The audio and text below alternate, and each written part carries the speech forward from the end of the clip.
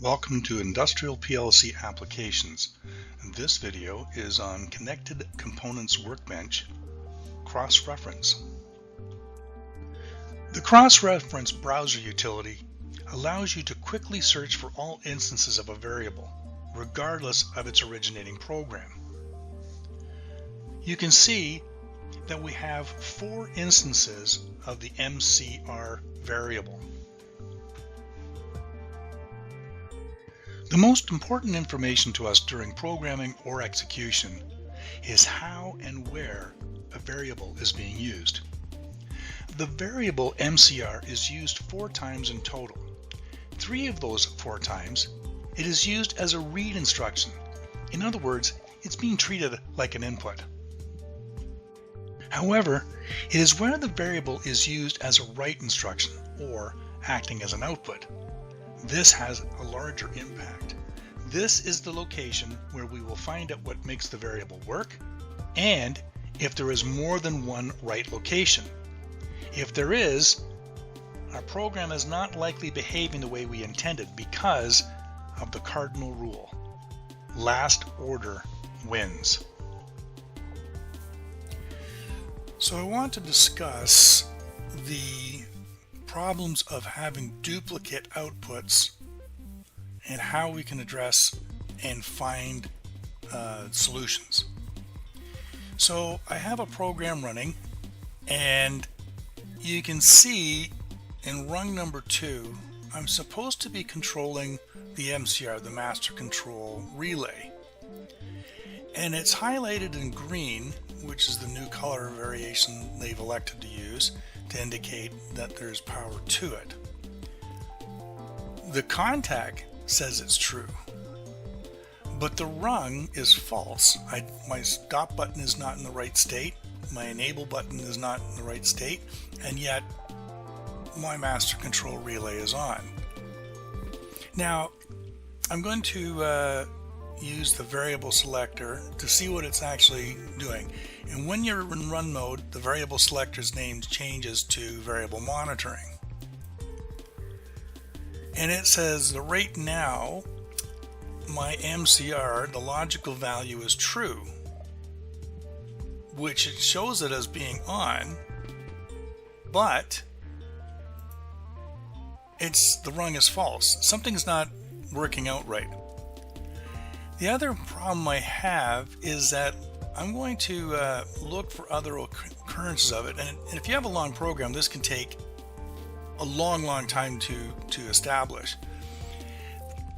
So I want to use a utility that will jump around in the program but focus on the variable I'm interested in, and the utility is called a cross-reference. So I'm going to right click on anywhere where there's the instance of our variable, and down near the bottom you'll see it says cross-reference browser. And what it does is it gives us a list of everything we need to know about that particular variable, where it can be found, and what program it's in.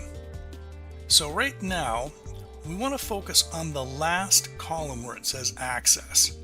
Basically that's just telling you what is this variable being used for, and you only basically have 2 choices, and they're not actually a choice, they're a function of the software and the way you've programmed it. So if you see it saying read, that means you're likely going to find it on the input side. If you see write, you're going to see that on the output side of your rails. So if you have multiple instances of an output of any description, the last order always wins. So here we have under pump 1 rung 8. Now I could open up pump 1 and then scroll down to 8, or I can do the shortcut. I can double click on it and it's going to jump right to it, and it's a little bit truncated because of the size of my screen, so I'm just going to scroll down a bit. And here somebody's done some editing. You can clearly tell because there's nothing on our comments, and we have what's called a continuous rung, there is nothing controlling it. So it's going to be an always on state. I have absolutely no control of that rung. So that's a problem, and I don't want them to do that. So I can now disconnect, and I can now eliminate that rung so that we don't have an unconditional rung. If you have an unconditional rung, it's always on. So what I'm going to do, I'm just going to delete that rung. Press delete, and now I'm going to download to my processor, and I should be ready to rock and roll.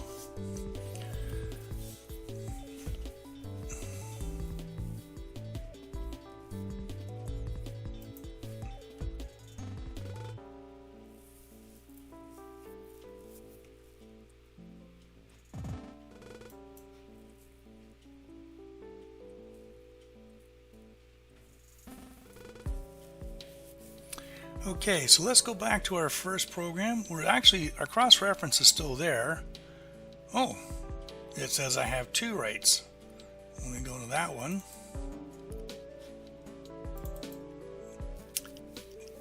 Can't seem to find it. So this has not been updated. I'm going to close that. I'm going to jump to my other one first. I'm going to close it, and I'm going to get it to refresh. Now my MCR is off. Okay, let's call up our trusty simulator. Let's turn on our normally closed stop, and we're going to toggle our, and it's now running. Perfect. Excellent. Thank you, Mr. Simulator. So let's go back and cross-reference it again, and now it's updated. There is only one write occurrence. Excellent. That's exactly what I'm looking for. So let's close that, and we're going to go down to our pump, and we're going to see if there's any other possibility. Okay, so I've got cycle complete. Let's see if that one's got a problem. I'm going to go again to our cross-reference. Might be just out of your screen, but oops. Again, we have two writes. So we're in they call it a container, but we normally call that a program. I don't know why they use that choice, but that's what they call it, so I'm not going to argue with them. I'm just curious what that little drop down did. So I'm going to click on, since I'm in pump 1, I'm going to go to program run 6. Oh, that's interesting. So we're looking at the wrong rung. There we go. Cycle control is not made. Cycle is complete. This says my count up is done. Cycle complete. Well, that's kind of interesting because we don't have any count. Our counter 1 is at 0. We're supposed to be counting, so Q should not be true, but now we have this false impression that this is on because the count is done. And if you were trying to troubleshoot and digital output 2 is on, you go, this doesn't make any sense. It shouldn't be on at all. It should be off because clearly my count is not done. Again, this is because we have a problem with our logic. We have two occurrences of it. Now, I'm going to show you how to fix that in another video. When you have multiple outputs or multiple conditions that will turn on an output, you want to take advantage of branching. And you don't want to put your outputs on separate rungs if you can avoid it. But that's the cross-reference browser. Now there's another way to get to it, and this is a handy feature. So we're going to go into our global variables, and when I'm in monitor mode, you can see that it will tell me the logical and or physical state of a variable. So my digital output there is one that says that it's on. That's the cycle complete, which is funny, we didn't even start. Maintenance shutoff is on. Okay, so I want to investigate that. Now I could go and search, or I can just go right click, and there's our cross-reference right on the very bottom. So I'm going to click on that, and it's written to in rung 7, and we read it in rung 2 of pump 1. So let's see what turns that on. And it's our same counter.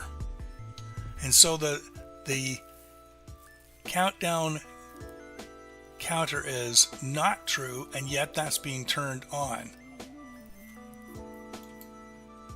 Let's cross-reference that. And it's only read twice.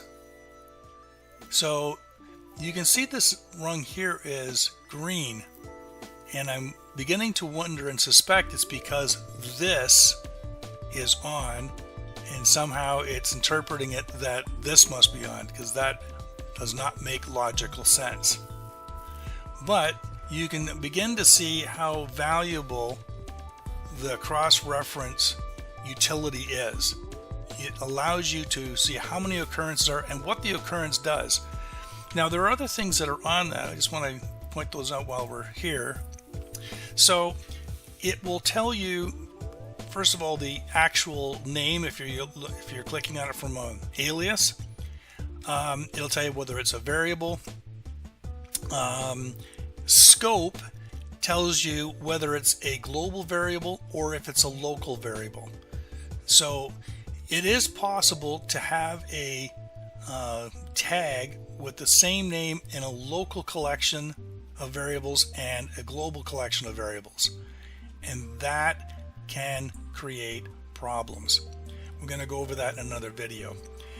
Then it tells you the program that it's in, the rung, the read and the write access, and the device it was originally planned to. It'll also tell you the data type. So all of the information you need to know about that particular variable is at your fingertips. And if you, for example, see that it's global and it's written twice, you know you're going to have a problem. But you can access it both from the ladder diagram, or you can access it from the variable monitor. If you're not online, and I'm in my global variables, let's see what happens. Right click, cross-reference, and right now it's not being used. So great. If you wanted to verify it, because some people don't put aliases, or it's an old alias, especially if they've copied and pasted it from another program. So I need a digital input, and local control. Yeah, but are they really using that? So right click, cross-reference, there's no access, no results. So I go, perfect. I can now rename that, and I can put shift to start. That's what I'm going to use it for a different production start. And I've just assigned that. Now I can use that variable to my heart's content, and I know I'm not going to have any conflicts. Same goes with my outputs. Any of my outputs, if I want to make sure that they're not used or duplicated. Now it's not going to tell me on the alias, but like we did with our cycle complete, it told us that there are 2 writes to it, which is 2 writes make a wrong in PLCs. Okay, so that's the cross-reference browser utility. It's a very powerful tool and will save you lots of grief.